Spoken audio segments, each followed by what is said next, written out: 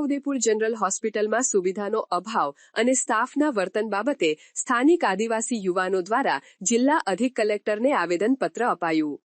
છોટાઉદેપુર ખાતે આવેલ જનરલ હોસ્પિટલમાં અપૂરતી આરોગ્યની સુવિધાઓ જેવી કે સીટી સ્કેન મશીન અને સોનોગ્રાફી મશીનનો ખૂબ જ અભાવ છે, જે માટે લોકોએ બોડેલી અથવા વડોદરા ખાનગી દવાખાનામાં જવું પડે છે તથા ઇમરજન્સી કેસમાં તાત્કાલિક સારવારનો અભાવ જોવા મળે છે તથા જરૂરી ડોક્ટર સ્ટાફ હાજર મળતા નથી. હોસ્પિટલ ખાતે ગાયનેક ડોક્ટર, ઓર્થોપેડિક, જનરલ સર્જન જેવા ડોક્ટર પણ નથી, તેથી દર્દીઓને ખાનગી હોસ્પિટલ ખાતે ખસેડવામાં આવે છે, જેથી દર્દીઓને ખૂબ જ હાલાકી વેઠવી પડે છે. હાલમાં રાયપુર ગામના 3 યુવાનનો અકસ્માત થયો હતો, તો તેમને પ્રાથમિક સુવિધા મળી રહે તે માટે સરકારી હોસ્પિટલ છોટાઉદેપુર ખાતે લાવ્યા, ત્યારે સામાન્ય ધનુરનો ઇન્જેક્શન આપવા માટે પણ 30 મિનિટ કરતાં વધુ સમય લીધો અને એક ભાઈને વધારે ઘા હતો. તેના માટે ત્યાંના સ્ટાફ દ્વારા કહેવામાં આવ્યું કે આને વધારે ઘા છે તો આને ઓર્થોપેડિકને બતાવવું પડશે અને હમણાં અહીં કોઈ ઓર્થોપેડિક ડોક્ટર હાજર નહીં. થોડા સમય પછી કહેવામાં આવ્યું કે ઓર્થોપેડિક ડોક્ટર હાજર છે, પણ આ તો વધારે ઘા છે તો સર્જનને બતાવવું પડે અને છોટાઉદેપુરમાં એક પણ સર્જન નહીં. સરકારી હોસ્પિટલમાં સારવાર મેળવવી હોય તો તમારે વડોદરા જવું પડે, કાં તો આ કેસ ખાનગી દવાખાનામાં લઈ જાઓ, એમ સરકારી દવાખાના સ્ટાફ વતી કહેવામાં આવ્યું. પ્રાથમિક સારવાર દરમિયાન 1 કલાક લીધો. જ્યારે છોટાઉદેપુરમાં આવેલ ખાનગી હોસ્પિટલમાં ગયા ત્યારે 30 મિનિટની અંદર બધી સારવાર મળી ગઈ.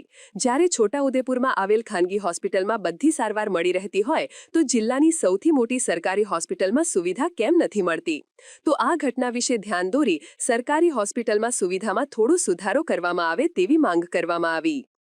आज रोज में कलेक्टर ऑफिस खाते आया था ये છોટાઉદેપુર જિલ્લામાં સરકારી હોસ્પિટલ આવે છે અને એક ફરિયાદ બાબતે ત્યાં થોડું એમને મિસબિહેવિયર થાય છે અને યોગ્ય સારવાર તાત્કાલિક મળતી નહીં. 17 નવેમ્બરના રોજ એક બનાવ બન્યો હતો, 3 યુવાનોનું એક્સિડન્ટ થયું હતું. ત્યારે અમે એને તાત્કાલિક સારવાર માટે છોટાઉદેપુર જનરલ હોસ્પિટલમાં લાવ્યા. તો એમના તાત્કાલિક સારવાર એટલે કે અમને ત્યાં અડધો કલાક જેવો થઈ ગયો, પણ એમને બેડ એકને નહીં આપ્યો અને એકને તો સ્ટ્રેચર પર ઊંઘાડ્યો, એકને નીચે બેહાડી રાખ્યો. એકને થોડું ઓછું હતું એટલે પાટાપિંડી કર્યું, બીજાને બી 4-5 ટાંકા લીધા, પણ એકને થોડો વધારે ઘા હતો. તો એ લોકો કહે કે આ તો ઓર્થોને બતાવવું પડે, ઓર્થો તો અત્યારે હાજર નહીં.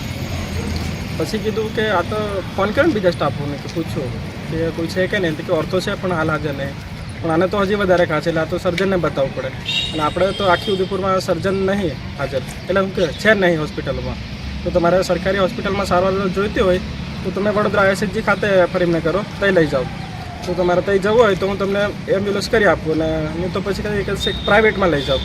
તો પછી અમે પ્રાઇવેટ હોસ્પિટલમાં લઈ ગયા. તો ત્યાં તો અડધા કલાકમાં બ્લડ સેમ્પલ લઈ ગયા, એક્સરે કર્યો, પછી ટાંકા લઈ લીધા, એને 14 જેટલા આવ્યા હતા.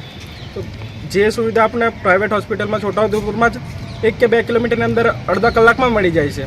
અને આપણે છોટાઉદેપુર જે જનરલ હોસ્પિટલ છે સરકારી, ત્યાં તો 1 કલાક સુધી કોઈ સારવારની વધારે મળતી. ત્યાં તો આનું માથું પેલાના પર ફોડન, પેલાનું માથું પેલા પર બિલ બનાવે એવું કરે. જો છોટાઉદેપુર જિલ્લામાં કોઈ ખાણ ખનીજમાં નહીં આવે કે ડોલોમાઇટ ફ્લોરોસ્પાર હતી તો તમને તાત્કાલિક દેખાય છે. તેને તો તમે અત્યારે હાલમાં છોટાઉદેપુરના જે કવાંટ તાલુકો છે ને એમાંથી 28 ગામડાને બી વિસ્તારિત કરવાની વાત કરે છે. તો ખનીજ મળી આવે તો તાત્કાલિક તમે દોડી આવો. જે છોટાઉદેપુર જિલ્લો ફર્સ્ટ 26 જાન્યુઆરી 2013થી બનાવ્યો છે અને આજે લગભગ એના 12 થી 13 વર્ષ થઈ ગયા છે. તો આજ સુધી અમારા જિલ્લામાં જે જિલ્લાની સૌથી મોટી હોસ્પિટલ કહેવાતી એમાં સર્જન કે ઓર્થો હજી સુધી કેમ નહીં હાજર?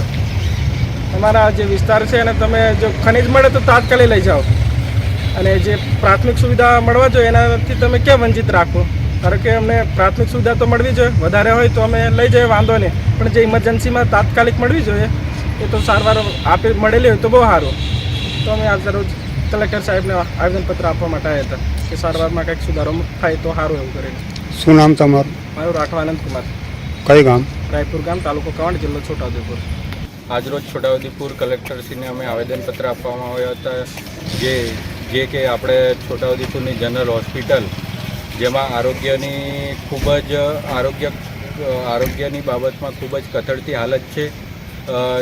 જોઈએ તો પૂરતા ડૉક્ટરો નથી, જેવા કે ગાયનેક છે, ENT ડૉક્ટર છે કે પછી સર્જન ડૉક્ટરોની ખૂબ કમી છે.